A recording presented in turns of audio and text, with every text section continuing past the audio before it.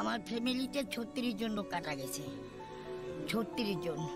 সম্পূর্ণভাবে উলঙ্গ করে সারিবদ্ধভাবে মাটিতে বসিয়ে প্রায় 300 হিন্দু পুরুষের রামদা জাতীয় ধারালো অস্ত্র দিয়ে মাথা কেটে ফেলা হয়েছিল। এই গণহত্যায় কিংবদন্তি বিপ্লবী সূর্য সেনের আত্মীয় ফণী সেন ছুরিকাহত হন ও মারা যান।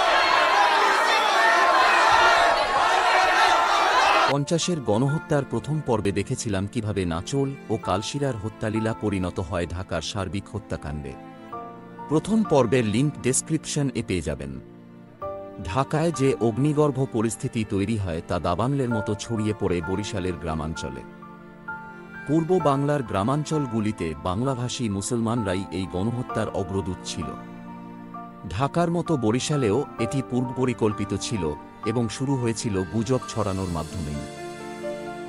ফেব্রুয়ারির শুরুর দিকে একটি স্থানীয় সংবাদপত্র নকিব কলকাতায় মুসলিমদের হত্যাকাণ্ডের উপর মনগড়া কাহিনী প্রকাশ করতে শুরু করে। পূর্ব বাংলার মন্ত্রী তোফাজ্জল আলী বরিশাল জেলা পরিদর্শনে আসেন এবং স্থানীয় মুসলমানদের কাছে হিন্দুদের বিরুদ্ধে বিষোদ্গার করেন। 11 ফেব্রুয়ারি বরিশাল শহরের আইনসভার গ্রন্থাগারে বরিশাল জেলার মুসলিম লীগ সেক্রেটারি মাহিউদ্দিন এক তীব্র হিন্দু বিরোধী বক্তৃতা দেন। 13 ফেব্রুয়ারি বরিশাল টাউন হলের একটি সম্মেলনে তিনি একে ফজলুল হক এবং তার ভাগ্নের কলকাতার বুকে খুন হওয়ার এক কাল্পনিক বর্ণনা করেন এবং হিন্দুদের বিরুদ্ধে প্রতিশোধ নেওয়ার জন্য নানাভাবে প্ররোচিত করেন। জেলা ম্যাজিস্ট্রেট জি এ ফারুকি বিদ্বেষমূলক প্রচার বন্ধ করতে কোনো পদক্ষেপই গ্রহণ করেননি, বরং পরোক্ষভাবে গণহত্যায় মদত দিয়েছিলেন। এই কাজের পুরস্কার হিসাবে তাঁকে রাজশাহী বিভাগের কমিশনার পদে পদোন্নত করা হয়। বরিশালে হিন্দুবিরোধী গণহত্যা শুরু হয়ে যায় এবং শহরের 8টি হিন্দু লোকালয়ে অগ্নিসংযোগ করা হয়। ধীরে ধীরে এই গণহত্যা গ্রামীণ এলাকাগুলিতে ছড়িয়ে পড়ে এবং এই সমগ্র গণহত্যার সবথেকে নৃশংসতম হত্যাগুলি এখানেই হয়েছিল। বাবুগঞ্জ থানার অন্তর্গত মাধবপাশা গ্রামে শতাধিক হিন্দু মাধবপাশা রাজবাড়িতে আশ্রয় নেয়। ম্যাজিস্ট্রেট জি এ ফারুকি এবং অতিরিক্ত এসপি আর খান তাদের পরিদর্শন করতে যান এবং তাদের সুরক্ষার আশ্বাস দেন। কিন্তু কর্মকর্তারা চলে যাবার সাথে সাথেই একদল উন্মত্ত মুসলমান জনতা সেই রাজবাড়িতে আশ্রিত অসহায় মানুষের উপর ঝাঁপিয়ে পড়ে। সম্পূর্ণভাবে উলঙ্গ করে সারিবদ্ধভাবে মাটিতে বসিয়ে প্রায় 300 হিন্দু পুরুষের রামদা জাতীয় ধারালো অস্ত্র দিয়ে মাথা কেটে ফেলা হয়েছিল। শতাধিক মানুষ সংকটজনকভাবে আহত হয় এবং বেশ কয়েকজন মহিলাকে অপহরণ করা হয়। লাখুটিয়ায় মুসলিম জনগণ 15 ফেব্রুয়ারি হিন্দুদের বাড়িঘরে লুটপাট ও অগ্নিসংযোগ করতে শুরু করে। মহিলা ও শিশু সহ সহস্রাধিক হিন্দু লাখুটিয়া রাজবাড়িতে আশ্রয় নেয়। উল্লেখযোগ্য, এই লাখুটিয়া রাজবাড়ির এক উত্তরপুরুষ ইন্দ্রলাল রায় ছিলেন প্রথম বিশ্বযুদ্ধের পদকপ্রাপ্ত সেরা বিমান চালক। সেখানে কলঙ্কিত জেলাশাসক আটকে পড়া হিন্দুদের পরিদর্শনে যান ও দরকার মতো নিরাপত্তার জন্য পুলিশ বাহিনী পাঠানোর আশ্বাস দিয়ে আসেন। তবে এর বদলে একদল ঘাতক মুসলিম জনতা রাজবাড়ির চারপাশে খড় এবং গাছের ডাল জড়ো করে ঘিরে আগুন জ্বালিয়ে দেয়। ধোঁয়া ও আগুনের কবলে পড়ে আশ্রিতরা পালানোর চেষ্টা করলে তারা বাইরে অপেক্ষারত ক্ষিপ্ত জনতার কবলে পড়ে যায় এবং প্রায় 50 জনের মৃত্যু হয়। অনেকেই আগুনে ভস্মীভূত হয়েছিল। মহিলাদের অপহরণ করে পার্শ্ববর্তী মুসলিম গ্রামে নিয়ে যাওয়া হয়। মুলাদি বন্দরের কাছে লুট ও অগ্নিসংযোগের ঘটনা ঘটলে হিন্দু বাসিন্দারা মুলাদি পুলিশ থানা চত্বরের দিকে আশ্রয়ের জন্য ছুটে যায়। কয়েকশো জনকে আক্রমণ করে নিহত করা হয় থানার চত্বরেই। মহিলারাও ধর্ষিত হতে থাকে পুলিশ কর্মকর্তাদের চোখের সামনেই। থানার অফিসার ইনচার্জ নিজেই হিন্দুদের কাছ থেকে বিপুল পরিমাণ গহনা লুট করেন এবং বলপূর্বক ধর্মান্তকরণ করেন। ঠিক এরকমভাবেই দ্বিতীয় বিশ্বযুদ্ধের সময় নাৎসিরা ইহুদিদের গ্যাস চেম্বারে হত্যা করার আগে তাদের থেকে মূল্যবান দ্রব্য লুট করে নিত। ঘটনাটি স্পষ্টভাবে বর্ণনা করা হয়েছিল যোগেন্দ্রনাথ মণ্ডলের চিঠিতে। মুলাদি বন্দরেই শুধুমাত্র মোট 300 জনেরও বেশি নিহত হয়েছিল। এটি কিছু অফিসার সহ স্থানীয় মুসলমানেরা আমাকে জানিয়েছেন।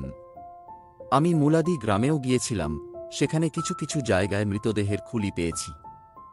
আমি দেখেছি নদীর ধারে কুকুর এবং শকুনরা পচাগলা মৃতদেহ ছিঁড়ে ছিঁড়ে খাচ্ছে। আমি সেখানে গিয়ে এই তথ্য পেয়েছি যে নির্বিচারে সমস্ত প্রাপ্তবয়স্ক পুরুষদের হত্যার পর সমস্ত যুবতীদের মুসলিম নেতাদের মধ্যে বিতরণ করা হয়েছিল। বাংলাদেশে ছিলাম, মুলাদি, বরিশাল মুলাদি। তা তো বলতে পারবো না, তবে রাইটের পরে আমরা আসছি।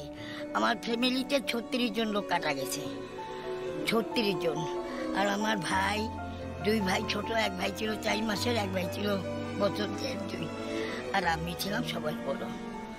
তো মা হালে মারা যায়, তারপরে মা নাই, বাবাকে তো মারছে, দাদু মারছে, পিসিকে মারছে, পিসাতো ভাই, কুর্তাতো ভাই, আমার এক কাকিমা। আমার স্বামীকে তো আমার সামনেই কেটে ফেলো। ওই আমার মায়েরও তো তাই। আমার এই 1 বছরের ছেলে ছিল। আমার মাকে কাটিয়া বাবার মাথাটা আমার মার মায়ের হাতের উপর ফেলাইছে। 1950 সালের আটটা। রাজাপুর থানার অন্তর্গত একটি গ্রামে 9 বছর বয়সী একটি মেয়ে সহ 9 জন হিন্দুর শিরশ্ছেদ করা হয়েছিল এবং তাদের মাথাগুলিকে সুন্দরভাবে প্রদর্শনের জন্য সিঁড়ির ধাপে ধাপে সাজিয়ে রাখা হয়েছিল। এই দাঙ্গাবাজ জনতাকে নেতৃত্ব দিয়েছিল ইউনিয়ন নেতা আজমত আলী খান, মুসলিম লীগ নেতা মুকাম্মল হোসেন এবং অন্যান্য বিশিষ্ট মুসলিমরা। কৈবর্তখালীতে 63 জন হিন্দুকে হত্যা করা হয়। রাজাপুর থানা থেকে ঢিল ছোঁড়া দূরত্বের হিন্দু বাড়িগুলি লুট করে আগুন জ্বালিয়ে দেওয়া হয় এবং ফলস্বরূপ বাসিন্দারা পুড়ে মারা যায়। বাবুগঞ্জ বাজারের সমস্ত হিন্দু দোকান লুট করে পুড়িয়ে দেওয়া হয় এবং বিপুল সংখ্যক হিন্দুকে হত্যা করা হয়। চট্টগ্রামে 12ই ফেব্রুয়ারি মুসলিম লীগের নেতা ফজলুল কাদের চৌধুরীর প্ররোচনায় হিন্দু বিরোধী মিছিল শুরু হয় এবং হিন্দুরা করিমগঞ্জে মুসলমানদের হত্যা করছে এই মর্মে ছবি ও পোস্টার পড়ে। রাতে শহরে আগুন জ্বলে ওঠে। চট্টগ্রামের অভ্যন্তরীণ ও পার্শ্ববর্তী এলাকা যেমন নোয়াপাড়া, চৌধুরীর হাট, পাতিয়া ও বোয়ালখালীতে হিন্দুদের হত্যা করা হয়। এই গণহত্যায় কিংবদন্তি বিপ্লবী সূর্য সেনের আত্মীয় ফণী সেন ছুরিকাহত হন ও মারা যান। 4 জন বৌদ্ধ ছুরিকাঘাতে নিহত হন। 10ই ফেব্রুয়ারি নোয়াখালী শহরে হিন্দুদের উপর আক্রমণ করা হয়। 13ই ফেব্রুয়ারি ফেনী শহরে এসটিও থানা ও আদালতের 200 মিটারের মধ্যে প্রকাশ্য দিবালোকে হিন্দুদের উপর আক্রমণ করা হয়। হিন্দু মহিলাদের অপহরণ করা হয় এবং জোরপূর্বক মুসলমানদের সাথে বিয়ে দেওয়া হয়। 23শে ফেব্রুয়ারি পর্যন্ত একটানা এই আক্রমণ চলেছিল। ততদিনে 4,500 হিন্দু ফেনী কলেজের শরণার্থী শিবিরে আশ্রয় নেয় এবং আরও 2,500 মানুষ নোয়াখালী জেলার আশেপাশের বিভিন্ন শরণার্থী শিবিরে ছড়িয়ে পড়ে। 5,000 হিন্দু ভারতের ত্রিপুরা রাজ্যের বেলোনিয়ায় পালিয়ে যায়। সিলেটে লুটতরাজ ও খুন-জখম ব্যাপকভাবে সংঘটিত হয়েছিল। এখানে পুরোপুরি ধ্বংস হয়ে যায় 203টি গ্রাম এবং 800-রও বেশি হিন্দু ধর্মীয় স্থান অপবিত্র করা হয়। ধামাই, বর্ধামি, পাপঘাট এবং বডিথলি গ্রামের প্রায় 500 মণিপুরী বৈষ্ণব পরিবার এই গণহত্যায় ক্ষতিগ্রস্ত হয়েছিল। 50-এর দাঙ্গার ভয়াবহতা শুধুমাত্র বর্বরতা বা বিপুল সংখ্যক মৃত্যুর মধ্যেই সীমাবদ্ধ ছিল না। এর আসল ভয়াবহতা এর পদ্ধতির মধ্যে নিহিত। নজিরবিহীনভাবে রাষ্ট্রযন্ত্র ব্যবহার করে কিভাবে পূর্বপরিকল্পিতভাবে স্থলপথে, ট্রেনের মধ্যে এবং জলপথে হিন্দু যাত্রীদের কচুকাটা করা হয় এর বিস্তারিত বর্ণনা দেওয়া হবে এই সিরিজের শেষ পর্বে।